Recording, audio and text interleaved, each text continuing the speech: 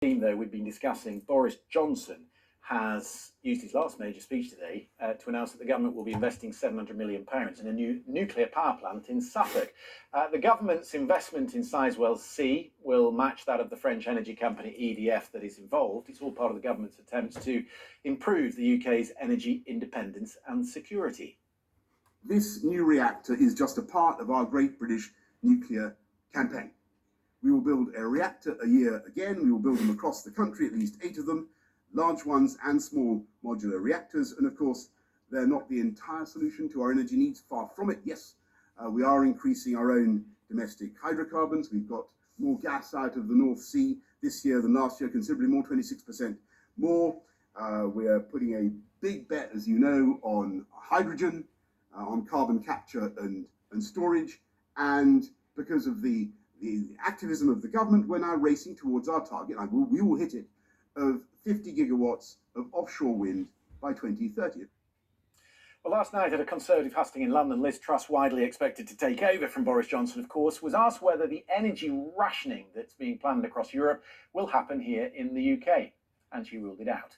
There are, of course, others in the industry who say there is a risk of blackouts this winter, particularly if it's a cold one. But let's focus for a second on that nuclear issue and the plans that were set out by the Prime Minister today. Pleased to introduce Professor Wade Allison. He's the Emeritus Professor of Physics, University of Oxford. Welcome to the programme. Can we lean on your expertise for a second and maybe just go backwards and talk about this plant at Zaporizhzhia since the inspectors have arrived there today? I know that you've expressed some frustration about the way this has been covered, but they did shut down reactor 5 today, and there was a concern about some of the backup power generation at the plant. How concerned should we be? Well, of course, it's quite easy to shut reactors down. All the reactors in Japan were shut down immediately. The earthquake came. The only problem was, in that case, the residual heat that is left after you shut the reactor down. But nobody's health was affected by what happened at Fukushima at all. The radiation was not a problem. So in this case, my main worry would be the staff at the Zaporizhzhia plant and the psychological stress under which they're working, like many people in Ukraine today, and also the need to maintain the supply of electricity. The radiation from the reactor is, quite frankly, not a problem at all, as far as I can see. Okay, well, let's talk about Sizewell C, because there will obviously be planning and legal challenges to this. And part of that is, of course, the fear factor that comes with nuclear. Can you reassure people, Professor, about the third generation of nuclear, how effective it is, and more importantly, how safe it is?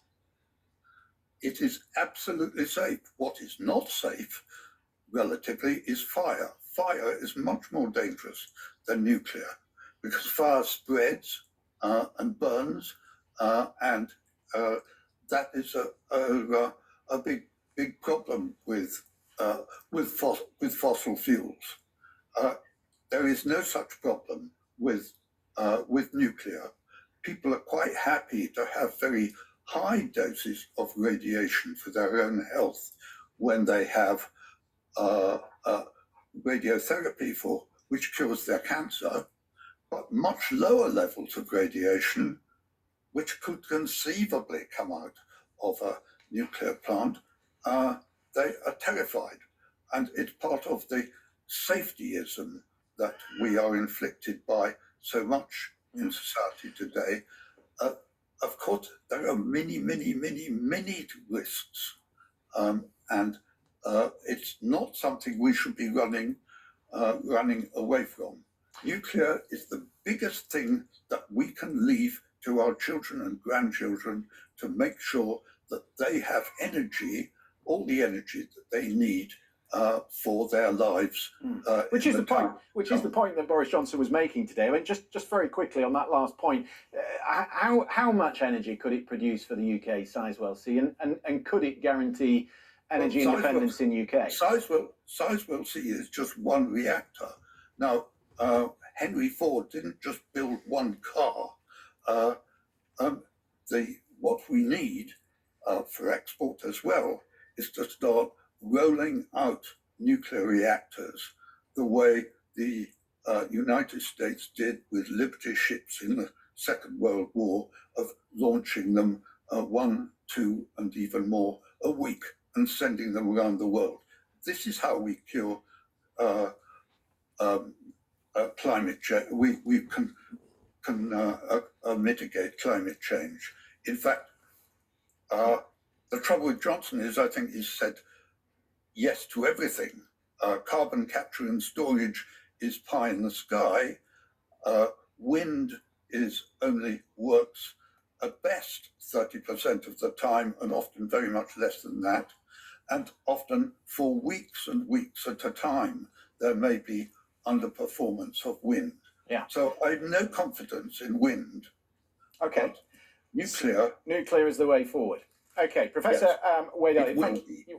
Professor Wade Allison, thank you very much indeed for that. Brian, just let me turn to you on this, since we're talking about energy security and independence. So the Scottish Government opposed yesterday any further oil exploration in the North Sea, insisting that renewables are the answer. Whatever the professor says there, they think wind is the way forward. Two issues with that. One is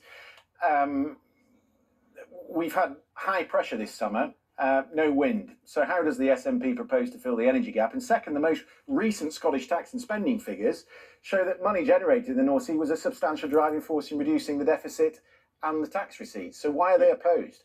It has been in